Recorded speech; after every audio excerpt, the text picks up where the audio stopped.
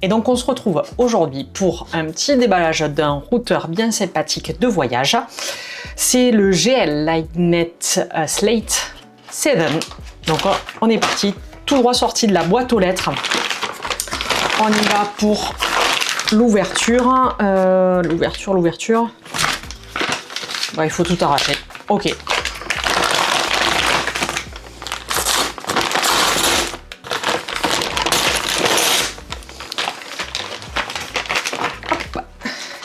Et donc voici ce petit routeur. On y va pour l'ouverture. Hop, si j'arrive à faire sauter le film plastique.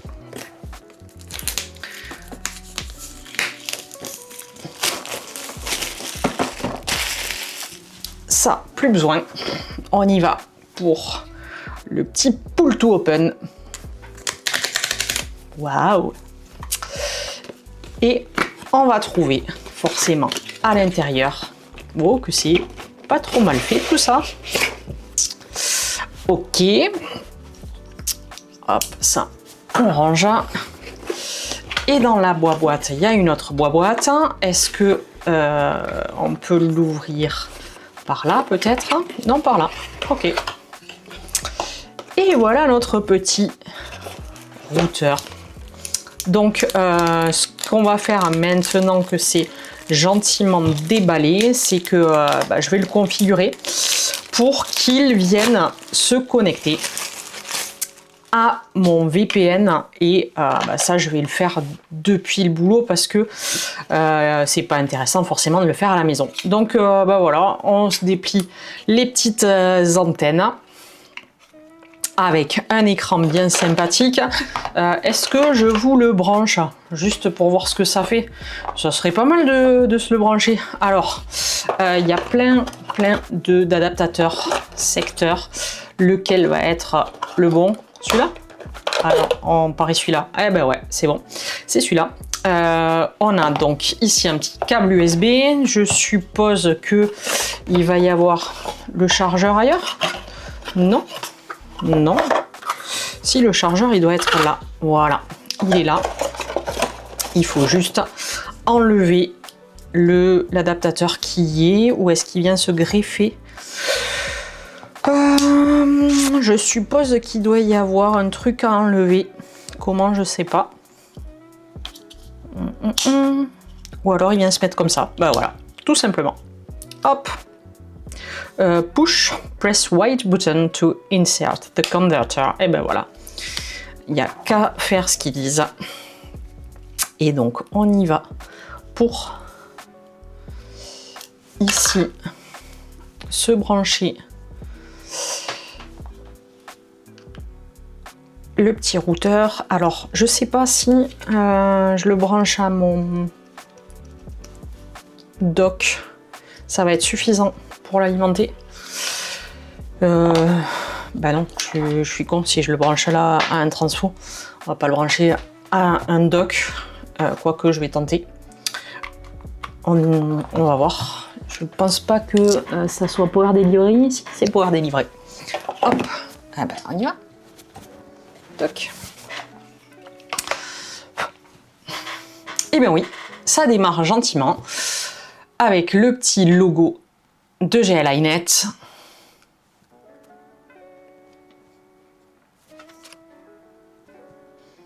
La petite barre de progression du chargement.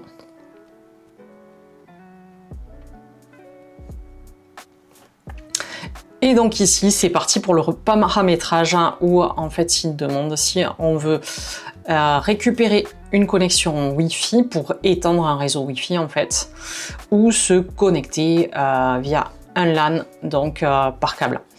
Ce que je suis en train de regarder pendant que je vous tiens le routeur comme ceci, en fait, c'est que dessous, on va avoir toutes les informations d'accès à ce routeur par défaut, l'adresse IP, comme c'est souvent le cas en fait sur du matos réseau. Pour accéder au matos pour la première fois, en fait, on va avoir tout un tas d'indications pour s'y connecter. Donc maintenant, on va se retrouver en fait sur mon lieu de travail pour paramétrer ce petit routeur, je pense, à moins que je le fasse là après à la maison pour déjà paramétrer un certain nombre de choses. Du moins, je pense que je vais commencer à regarder l'interface pour être le plus efficace possible ensuite quand il s'agira de le paramétrer.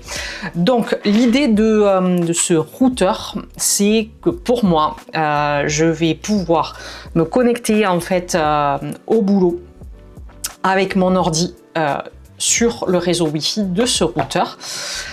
Ce routeur, je vais le connecter au réseau de mes salles informatiques et ensuite je vais utiliser un tunnel VPN pour venir me connecter chez moi et donc plus utiliser mon téléphone portable avec un partage de co.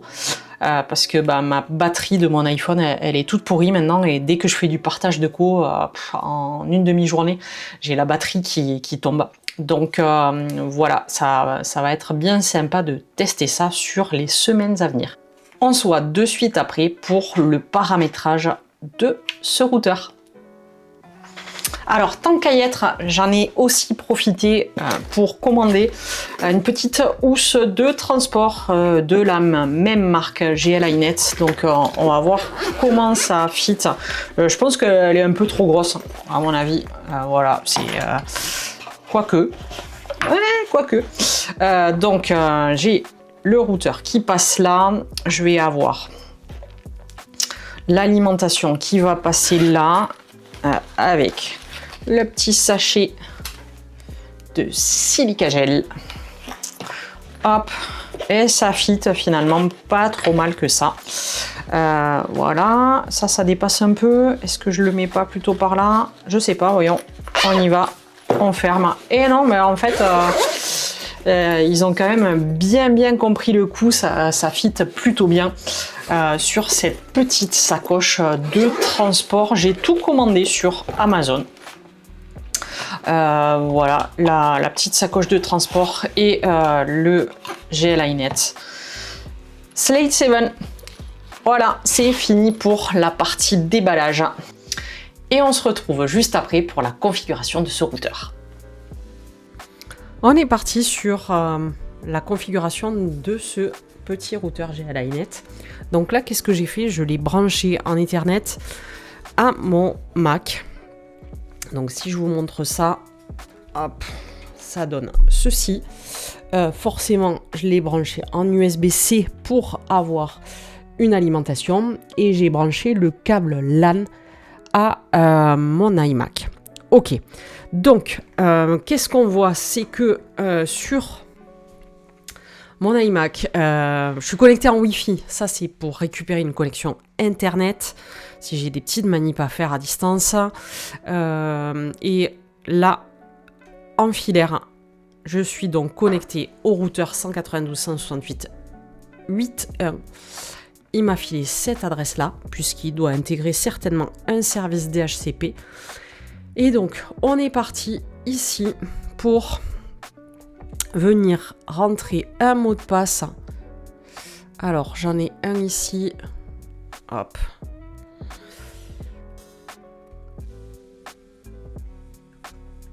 Tac. Je fais juste un petit aperçu. Ok.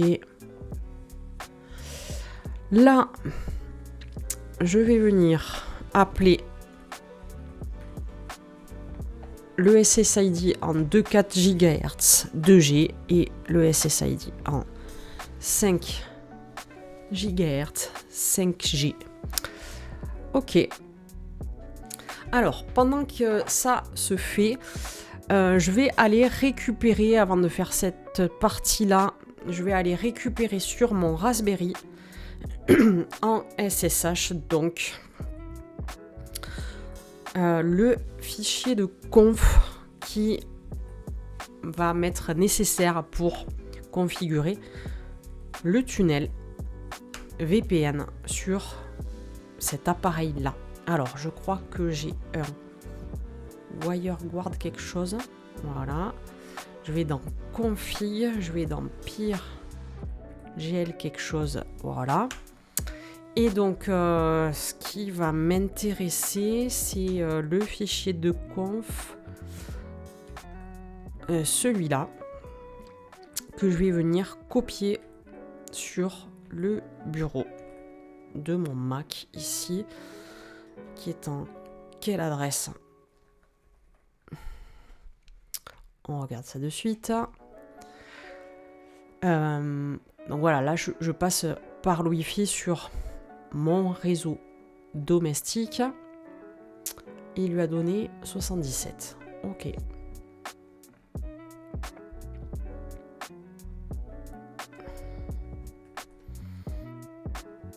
Et je vais le mettre sur le desktop.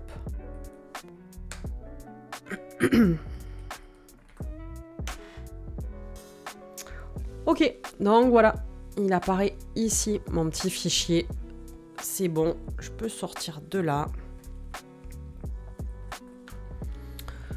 Et ça, je n'ai plus besoin. D'accord.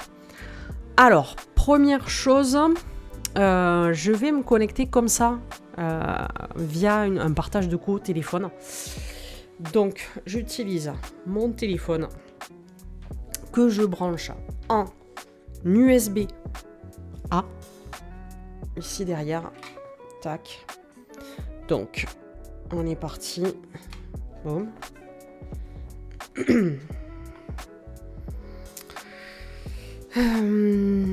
Déverrouiller. Ouais, je te faire confiance. Ok.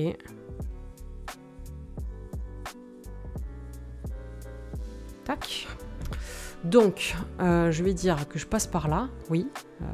Alors, c'est Detecting iOS. Ouais, c'est ça. Alors, step 1, c'est fait. Step 2, c'est fait aussi. A priori, c'est bon. Using a VPN can protect your privacy. Would you like to try it now? Ouais. Alors, je vais pas faire comme ça, je vais faire not no. Et je vais aller sur VPN. Tac. Donc là, je vais faire WireGuard Client.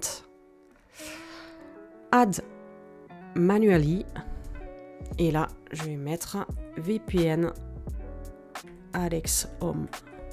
Tac. Et select file to upload or drag it here. On y va.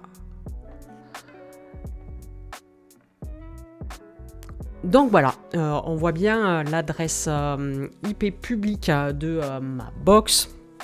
Donc ça c'est parfait. Et maintenant, on va voir si ça fonctionne.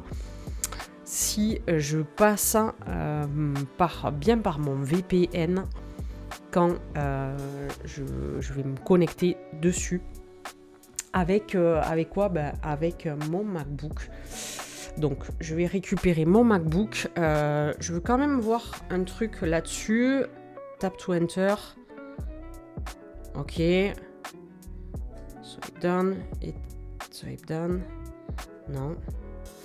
Donc ici, oui, on a compris. Est-ce que je vais voir... Voilà, parfait. Je vois ici que... Si ça veut bien faire...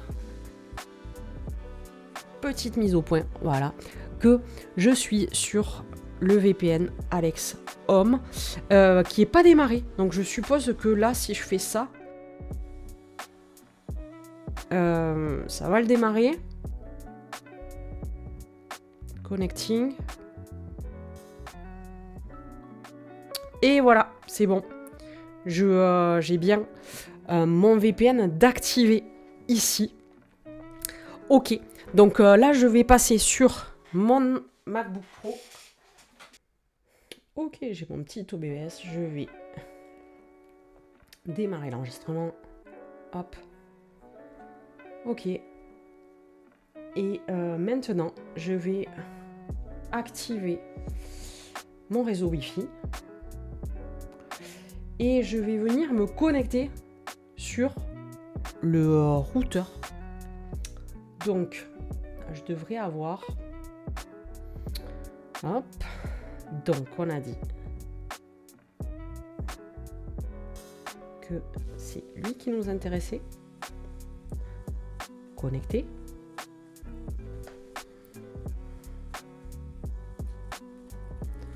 Alors, mot de passe ici.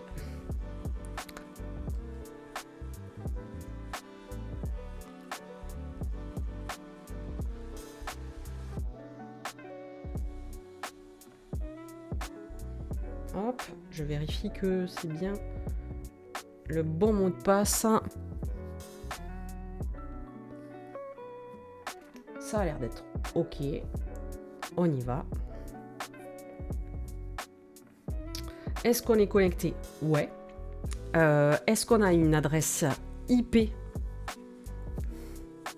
Sûrement en 192, 168, 8 quelque chose. Il veut pas m'afficher les détails? Allô? Voilà. OK. Ouais, ça roule pour l'instant. Et donc, on va voir maintenant si j'ai accès au réseau. Alors, je vous montre un VPN, j'ai rien d'actif là. Tout est déconnecté.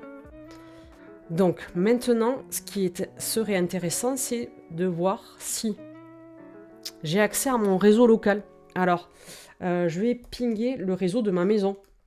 Je vous rappelle que là, sur mon routeur GLINet, j'ai branché mon téléphone pour que la connexion Internet passe par mon téléphone. Et ensuite, j'ai un VPN pour que finalement, j'utilise ce qui se passe chez moi. Et bingo, j'arrive bien à pinguer le 192.168.1.10 qui est mon Raspberry. On va voir si on peut s'y connecter.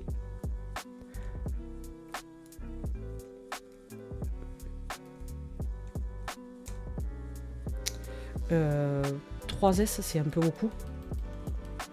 Avec 2, ça devrait aller.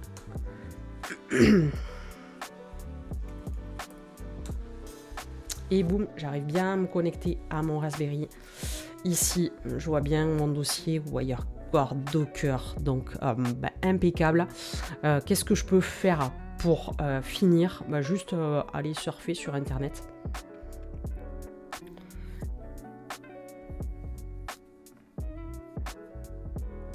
Tac. Est-ce que j'ai accès à l'administration de ma box? Ah ouais, parfait. Donc ça, c'est toujours sur mon réseau local. Et je vais aller, comme je vous ai montré la dernière fois, hop, tac, je prends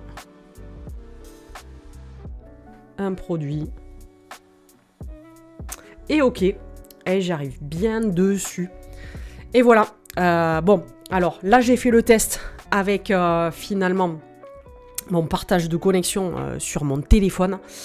La prochaine étape, je vais aussi essayer de la filmer juste après, c'est depuis le boulot se connecter finalement au réseau de mes salles sur mon lieu de travail et passer par mon VPN. Bon, la partie VPN, il n'y a pas de raison que ça ne fonctionne pas. Il faudra juste que je regarde ici sur l'interface comment je fais pour me connecter au réseau de mes salles. Donc il doit y avoir un petit truc, je le fouillerai d'ici là et je vous montre tout de suite après. Allez, on se retrouve pour la dernière étape. Je suis au boulot. Je suis avec le MacBook qui va me servir à configurer les derniers éléments du routeur.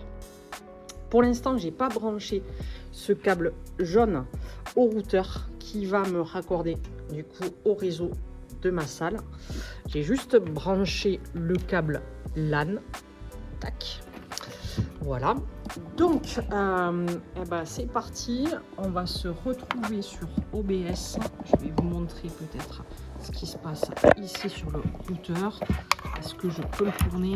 Voilà. Pour que ça soit un peu mieux orienté. Tac. Voilà. Je vais démarrer mon OBS. Et on va voir aussi ce qui se passe sur l'ordi. C'est parti. Tac.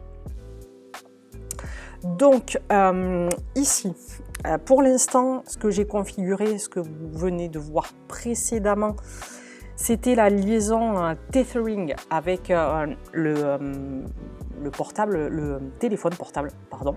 Donc ici, eh ben, on voit qu'il essaie de se connecter, mais il n'y a rien pour l'instant, c'est normal.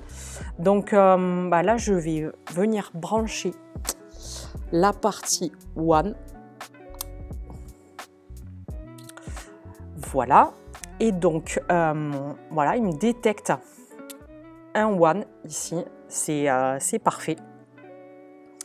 Je suis en DHCP, c'est normal. Je récupère ici une adresse de ma salle, c'est normal aussi, puisque mon DHCP il est en 172.16 quelque chose, /16. Je récupère mes serveurs DNS. Alors, s'il n'y a rien de plus à faire, ça serait assez flou. Je vais activer le VPN que j'avais éteint. Est-ce que je peux l'activer par là? Hop. Dashboard, non, je dois pas pouvoir l'activer. Alors je reviens ici et je vais l'activer là directement sur l'écran tactile peut-être de mon petit routeur. Donc ici, je vais sur... je l'ai pas nulle part. VPN Client. Alors, j'ai dû le modifier. Donc, est-ce que c'est à cause de ça? Je suis bien pourtant dans ce truc-là. C'est bon. Si je le démarre depuis ici.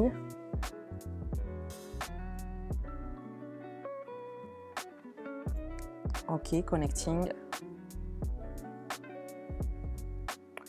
Ok, alors j'ai dû modifier quelque chose sur mon VPN, j'ai modifié le port, donc peut-être que c'est pour ça qu'il ne s'affiche plus comme ici un client WireGuard. C'est étonnant. Bon, écoutez, on va rester comme ça. Donc, je reviens maintenant sur mon ordi. Je vais débrancher là le câble qui est relié au LAN. Donc voilà, pour l'instant, j'ai pas de VPN actif, j'ai pas de Wi-Fi d'actif. Donc c'est là où justement je passe en Wi-Fi, où je vais me connecter sur le réseau Wi-Fi du petit routeur ici. Donc normalement, vu que je me suis déjà connectée, il a dû mémoriser le mot de passe. Aucune adresse pour l'instant. Ça y est, je suis connectée. Donc, si je vais regarder ce que je récupère comme adresse IP, ça doit être une adresse en 192.168.8 quelque chose.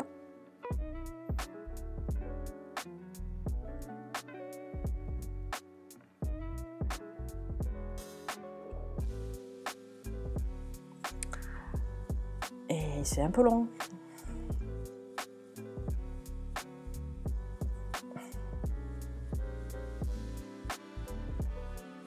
Bon, là, il ne veut pas m'afficher quoi que ce soit. On va passer par là.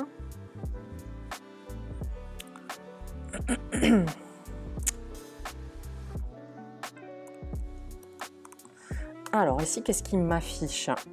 Hop, si je vais vers le début, voilà. Donc, j'ai bien une adresse en 192.168.8 quelque chose. Donc, là, sur mon routeur, on voit bien que le VPN Client est actif avec, on ne le voit pas super bien, si je le mets comme ça, on voit mieux, le petit bouton Power vert qui me dit qu'il est actif.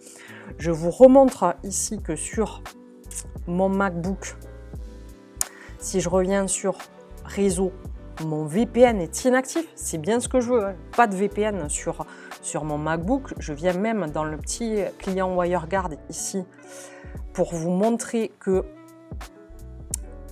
mon pire MBP Alex est inactif. Et donc, en toute logique, qu'est-ce que je vais faire? Je vais plutôt passer par là. Tac. Je vais voir si je peux me connecter au Raspberry qui est chez moi. Donc, on y va en SSH.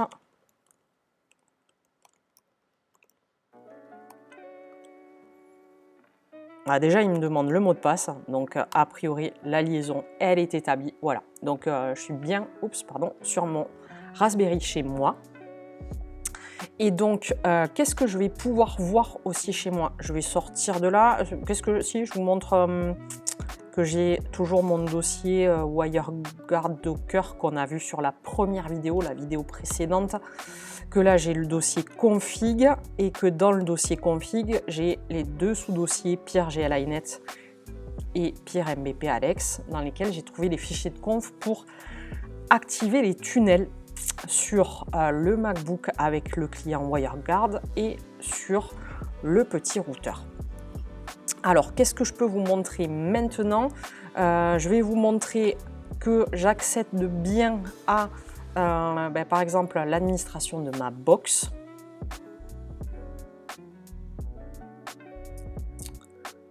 Voilà. Alors là, on voit ma B-Box, mais je pense que je dois pouvoir l'atteindre aussi en 192.168.1.254. Voilà. C'est la même chose, donc je peux me connecter. Ah non, je viens sur l'essentiel. Donc ici, c'est là que j'ai réglé, que j'ai modifié le port d'accès à WireGuard. C'est bien de pas laisser les ports par défaut, parce que en fait, les ports par défaut, c'est des cibles privilégiées pour des attaques.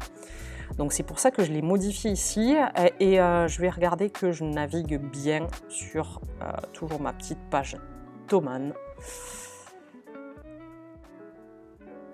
Je navigue bien, je vais chercher un produit. Donc là, je passe full par le VPN de mon petit routeur. Ok, ça fonctionne toujours. Voilà, on a fait à peu près tous les tests. Qu'est-ce que j'ai à rajouter sur cette vidéo? Pas grand chose en fait. Est-ce que je vais utiliser moi vraiment le petit routeur? Je ne sais pas encore si je vais le garder au boulot.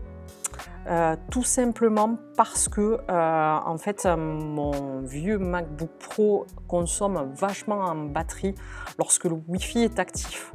Donc je vais peut-être rester sur le réseau filaire et donc je ne vais pas me servir du routeur forcément au boulot dans un premier temps, mais soit je le garde, soit je le revends, je ne sais pas trop encore. Parce que forcément la partie matérielle elle évolue assez vite et donc en fait si je le revends c'est pour après pouvoir bénéficier d'un produit plus récent plus tard. Et en tout cas, je vous ai montré la partie déballage de ce produit, la partie configuration, la partie utilisation maintenant en cas vraiment concret, puisque là vraiment je vous remontre peut-être sur l'interface réseau, je passe par le Wi-Fi uniquement, mon VPN sur ma machine est inactif et je passe donc par ce petit routeur là. Si je vous remontre peut-être l'interface une dernière fois, de ce que ça donne sur la partie admin. Voilà, je passe bien par l'interface Ethernet 1. J'ai 3 clients sur mon One. Ah bon? Alors si on clique, est-ce qu'on peut voir quels sont mes clients?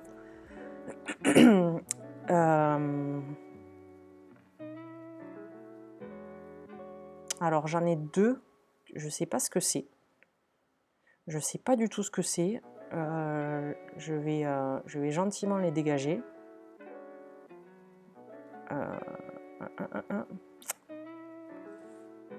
Ok. Bon, peut-être à chercher un petit peu plus.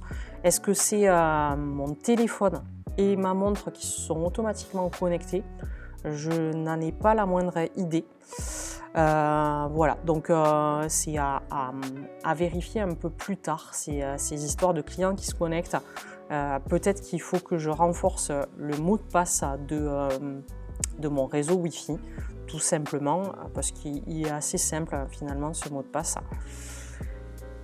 Et donc voilà, on arrive à l'issue de cette vidéo. N'hésitez pas encore une fois à vous abonner si vous avez trouvé la vidéo intéressante, à vous abonner à la chaîne pour voir d'autres vidéos tuto.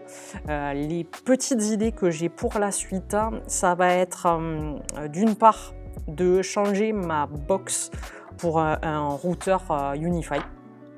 Parce que là, je ne comprends pas très bien ce qui se passe sur ma box, mais régulièrement, le Wi-Fi se réactive sans que je demande quoi que ce soit. Et qu'est-ce qui se passe d'autre?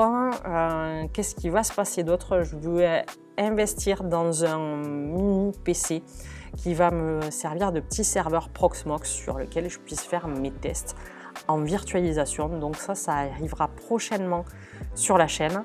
Encore une fois, j'espère que cette vidéo vous a plu, vous a été utile et je vous dis à bientôt pour une prochaine vidéo.